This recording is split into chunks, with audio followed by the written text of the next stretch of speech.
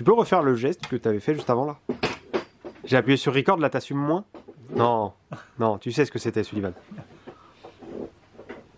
Voilà, Sullivan fait un dab. Voilà. C'est l'enfer. Bonjour à tous, bienvenue sur la chaîne Excalibur Montpellier. Je vais vous parler aujourd'hui d'un jeu que j'ai pu tester ce week-end qui est vraiment très cool. C'est la guilde des expéditions marchandes. D'accord. Tac, c'est un jeu de Matthew Dunstan et Brett J. Gilberts. Voilà. C'est un jeu qui se joue du coup de 1 à 4 joueurs. Il y a un petit mode solo qui est plutôt sympa. Pour des parties d'environ 40 minutes et à partir de 10 ans. Voilà. Alors, le principe du jeu. En fait, on va chacun avoir notre petit plateau personnel, comme ceci, ok, qui va représenter un royaume. Par exemple, le royaume d'Avenia. C'est pour la première partie, il conseille cette phase-là. Sachant que chaque fois, les plateaux sont recto, verso, et qu'il y en a aussi d'autres dans la boîte. Donc, en termes de rejouabilité, voilà, on est plutôt pas mal. Comment ça va se dérouler? Ça va se dérouler en 4 manches. Ok. À chaque manche, en fait, on va tirer ces cartes-ci. Tac, tac, tac, tac. On va les prendre, on va les mélanger. Et je vais les mélanger. On est à la manche 1 avec la carte numéro 1. Je mélange tout ceci. Tac, tac, tac. Et ensuite, je vais les tirer. Donc, ça va être un petit peu un flip, un pause. OK? Donc, ceci, je tire. Hop, tac, c'est la montagne. Qu'est-ce qui va se passer de mon côté? Je vais avoir du coup des cubes avec les villages. Les villages, ce sont ceux-ci. Les cubes, ce sont voilà. Je vais toujours partir soit d'un village, pour l'instant j'en ai pas, soit du coup de la ville principale, qui est représentée par ici. Et mon but, ça va être de partir faire de l'exploration. D'accord? Du coup, premier tour, il nous dit ici, c'est-à-dire qu'il va falloir que je pose un cube d'exploration sur une case adjacente à un lieu que je connais déjà. Par exemple, ici, premier tour de la première manche, je ne connais que ma ville principale, je peux aller explorer du coup une montagne adjacente. Donc soit ici, soit ici. Je vais déposer du coup un cube ici, pour récupérer du coup directement une pièce, c'est-à-dire un point de victoire, que je mets face cachée. Les points de victoire restent face cachée jusqu'à la fin de la partie, pour un peu plus de suspense. Ok.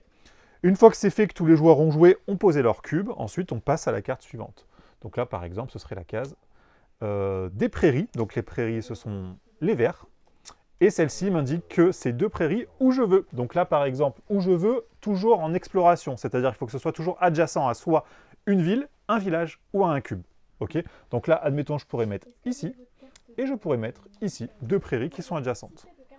Très bien. Donc là, je récupère effectivement une petite pièce. On va faire du coup des tours comme ceci, jusqu'à ce que toutes les cartes soient passées.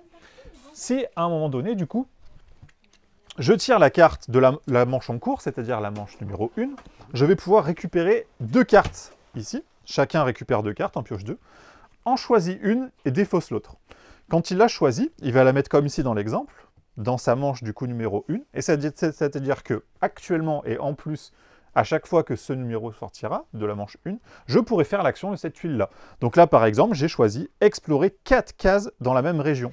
Donc là, admettons, pour revenir ici, je pourrais du coup directement aller explorer cette case et cette case-ci. Voilà, donc je pourrais avoir du coup les 3 cases d'un coup.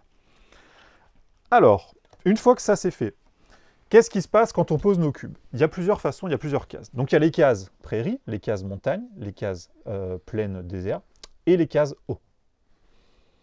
Ce sont les 4 types de cases différents.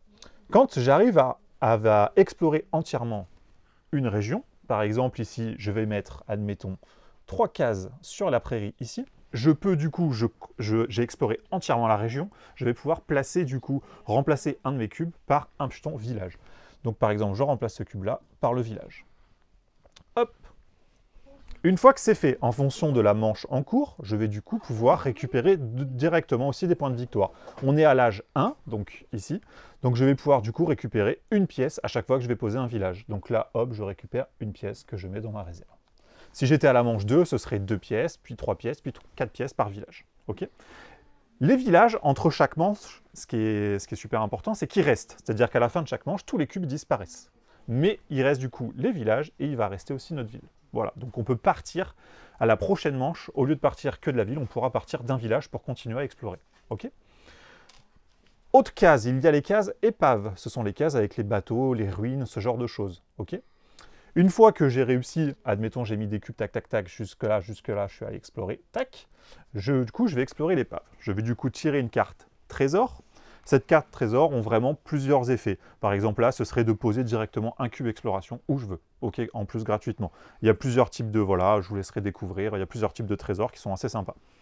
Une fois que j'ai exploré, par contre, du coup, une épave, je dois mettre un petit jeton trésor à la place de l'épave pour indiquer que je l'ai déjà exploré. C'est-à-dire que quand je vais faire une nouvelle manche à un nouvel âge, je ne pourrai pas retourner explorer la même épave. Okay. Il y a aussi également, du coup, les tours.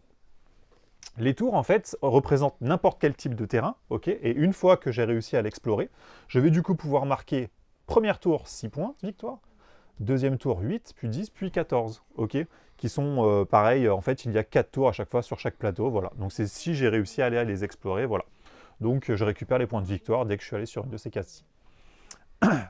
Ensuite, dernière case, et pas des moindres, ce sont les cases villes. Okay, là, c'est la capitale, là, ce sont les villes, et je construis des villages. Quand je vais sur une ville, il ne se passe rien à proprement parler. Par contre, si dans un âge, j'ai réussi à, comment on dit, à relier 2 villes entre elles, par exemple, tac, tac, tac et tac, je les ai connectées. Et du coup, je vais pouvoir marquer, du coup, 3 fois 2 points. Donc, je marque 6 points de victoire directement. Okay. Par contre, une fois que c'est fait, du coup, j'ai établi un commerce. Donc, sur une des 2 villes, je vais pouvoir, du coup, mettre un petit jeton commerce comme ceci. Tac. Ok.